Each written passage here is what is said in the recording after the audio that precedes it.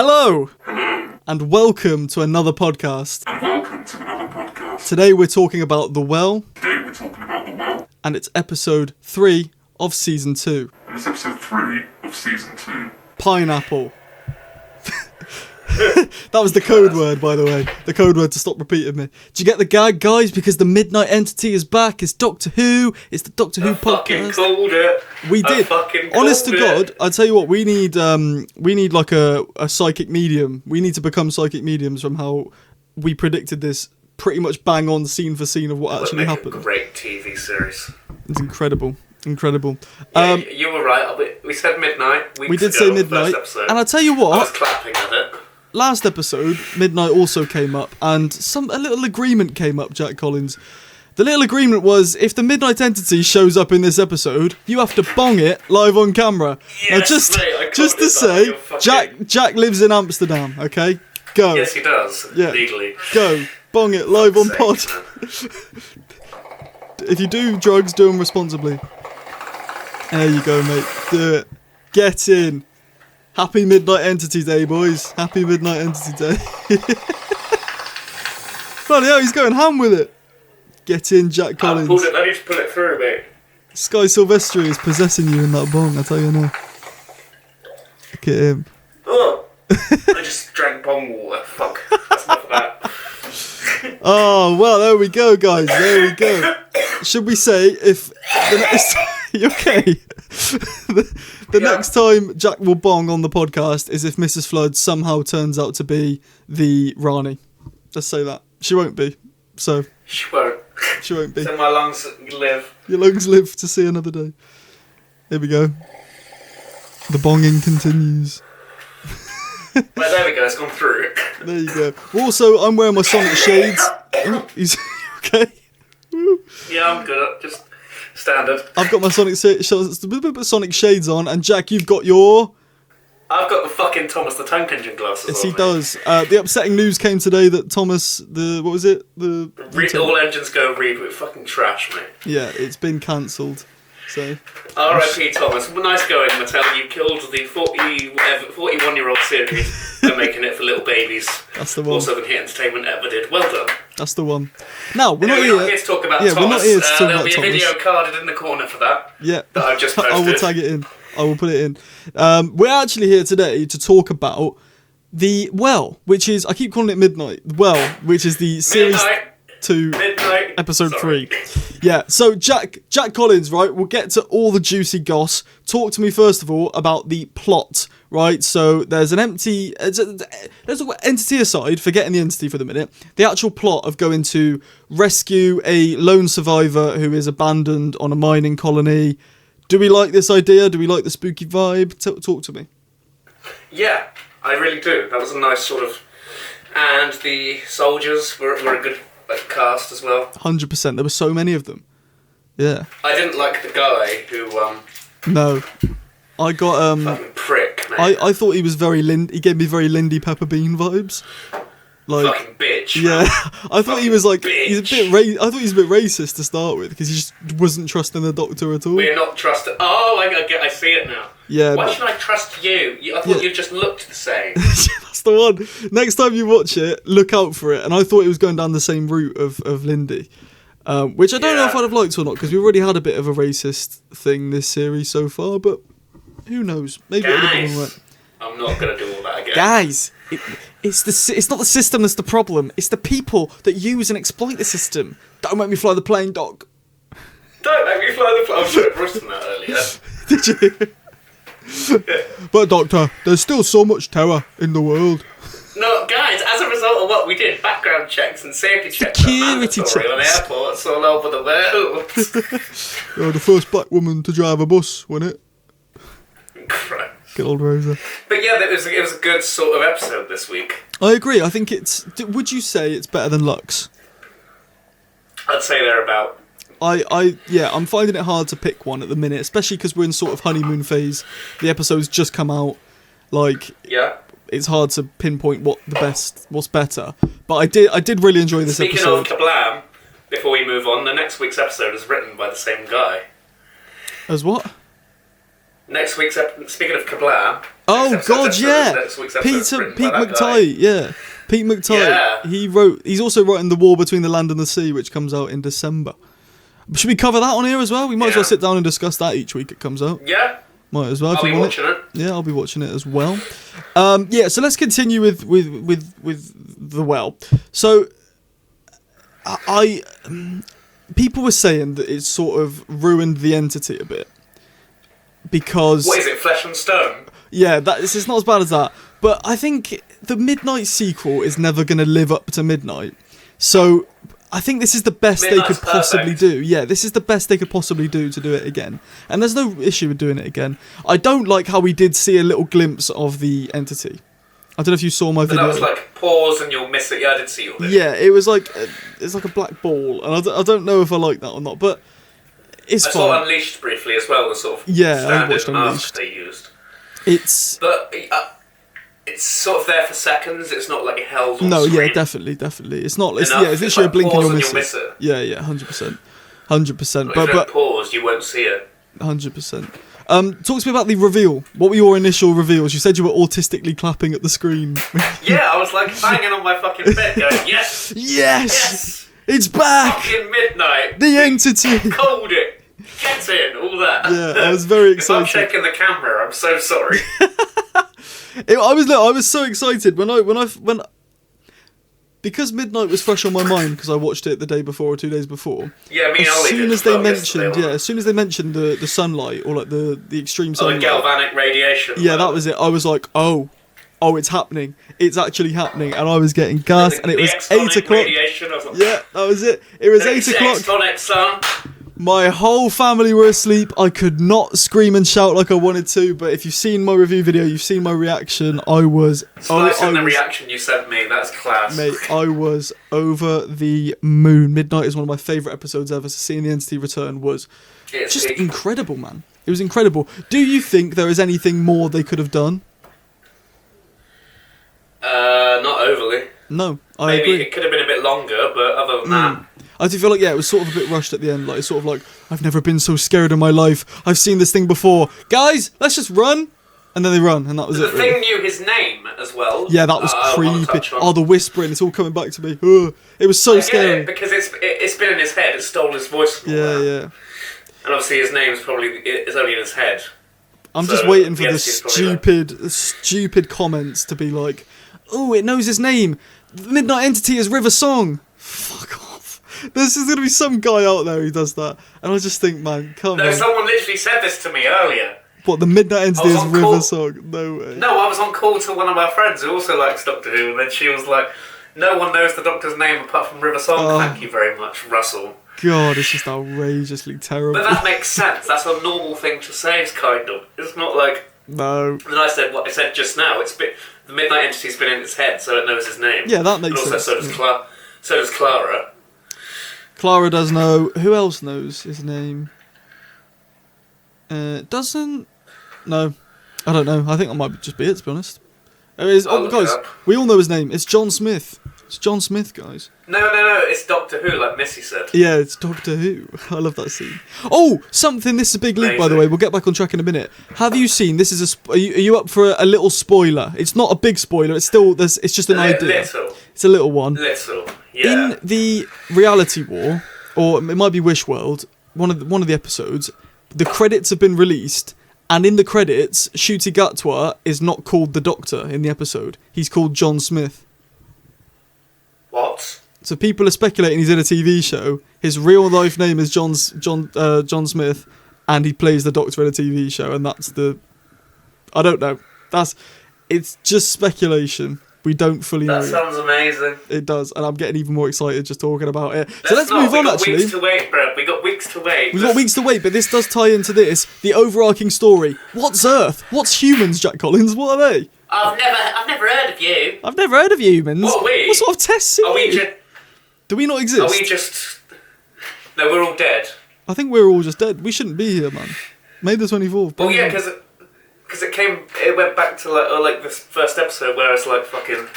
Yeah. The flying taxi and the... Imagine there were a load of dead corpses flying in air among all the other. Yeah, that'd be a very dark ending to the robot revolution, wouldn't it? Just see some dead bloke just flying towards the screen. Dead bodies. Yeah, just. But yeah, there probably are some.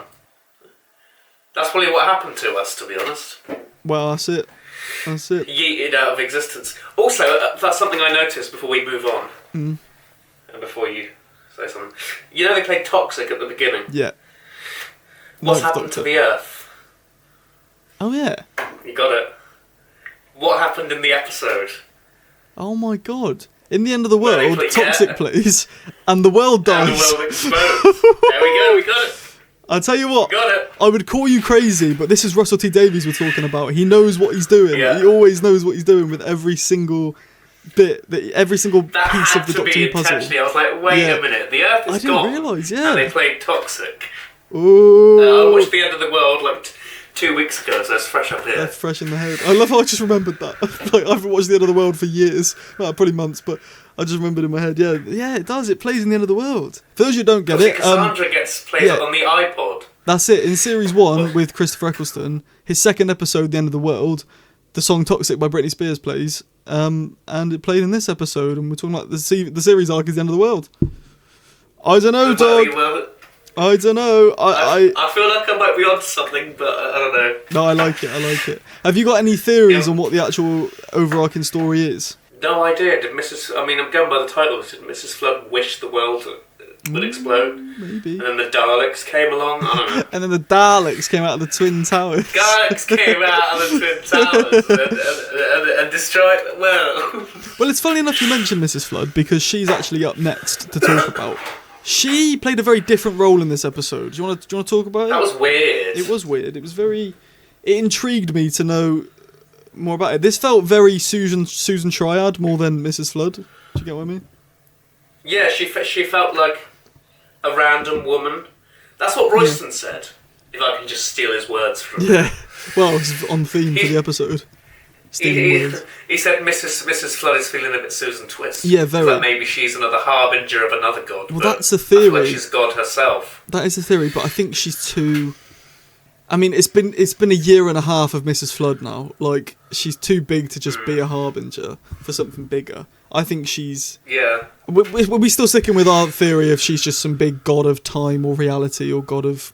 Or TV or fiction or something like that. Fiction, although regenerated or whatever. I think the TV theory is a bit less likely to happen after this recent episode now. Because it did happen.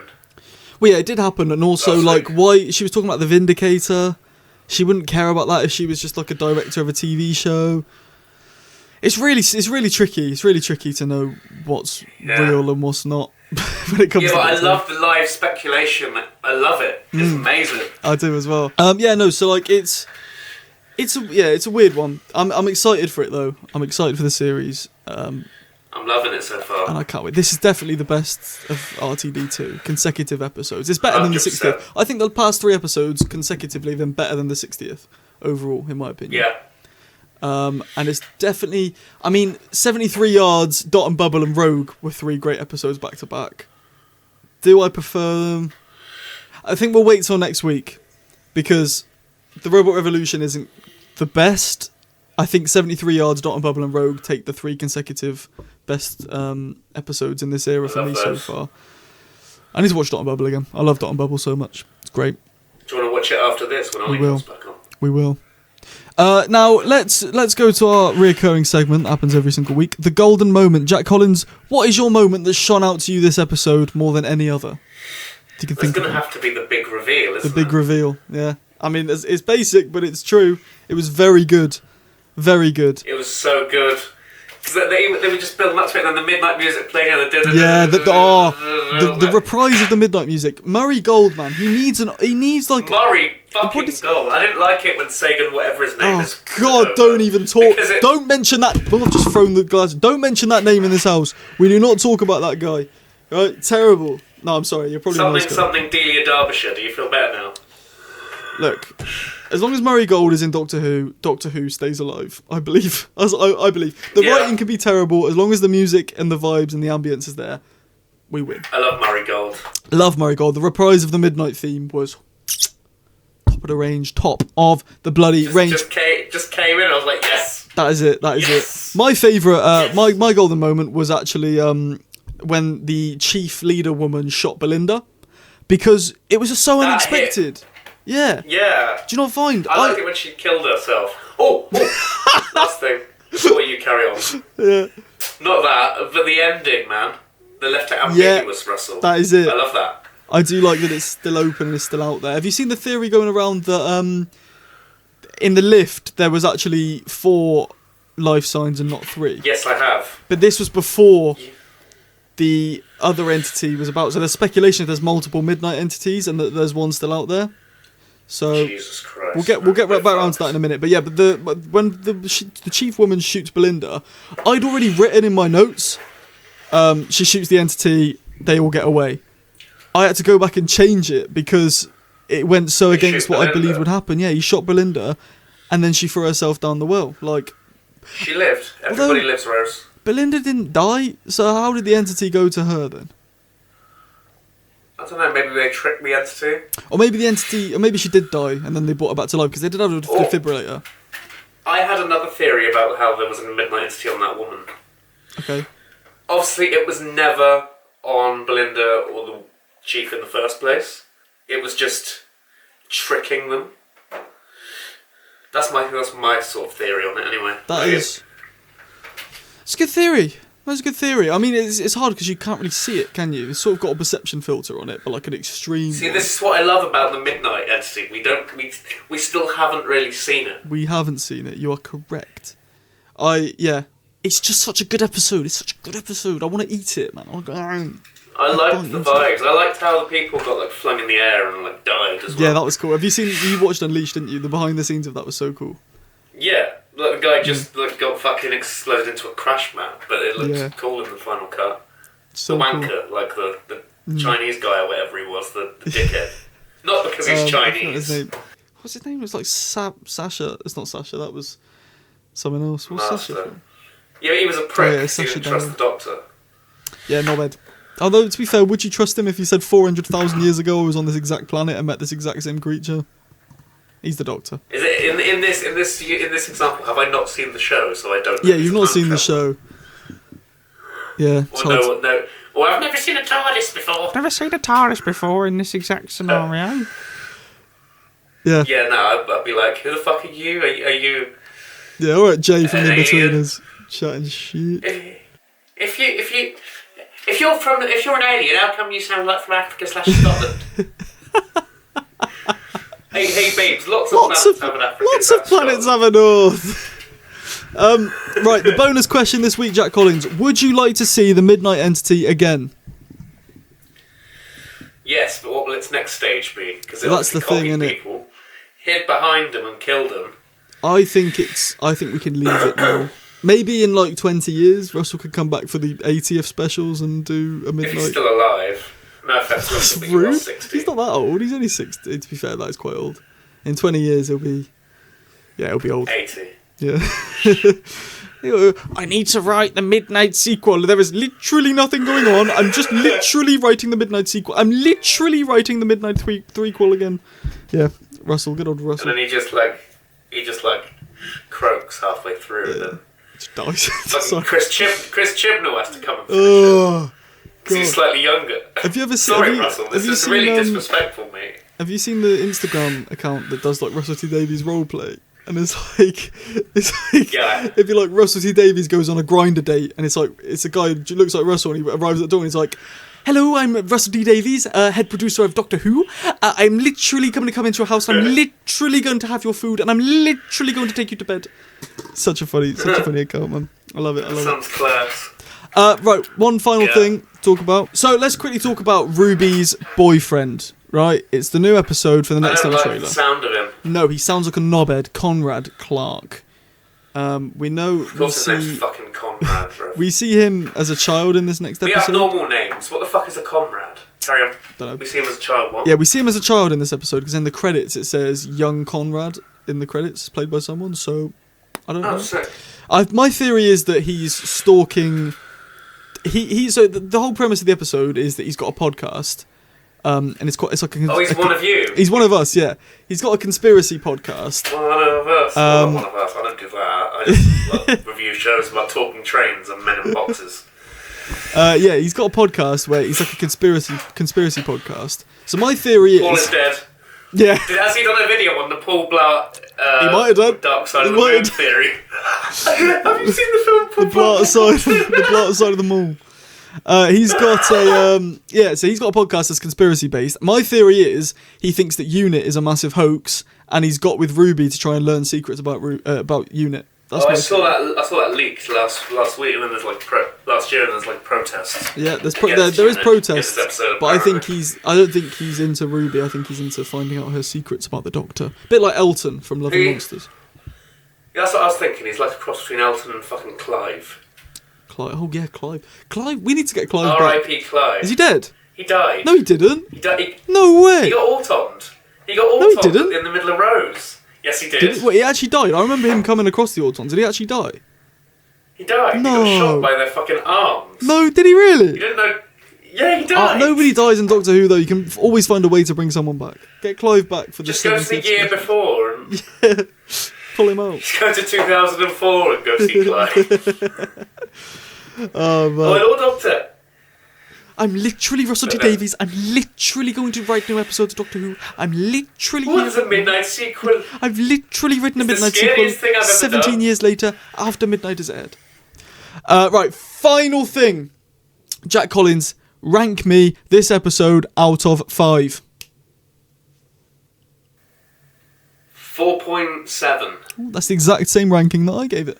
So, we agree. Nice. We agree.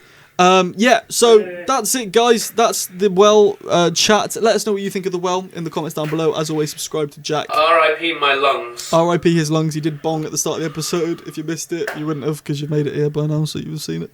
It's really shit outro. Have a great weekend. No, it's Monday, but no, Sunday. Peace and love. Oh, whatever. Fuck off. Peace and love. See you later. Bye. See you next week for Lucky Day. See you next Tuesday. Will it be our lucky day, or will it be another kablam? Only time will tell. Oh, God, I hope not. Babes, it's the people that exploit the system, babes. Oh, babes, it's the people who exploit the system like this Conrad. What's his deal? Conrad is the Kablam man. Oh my God, it's the kablam man.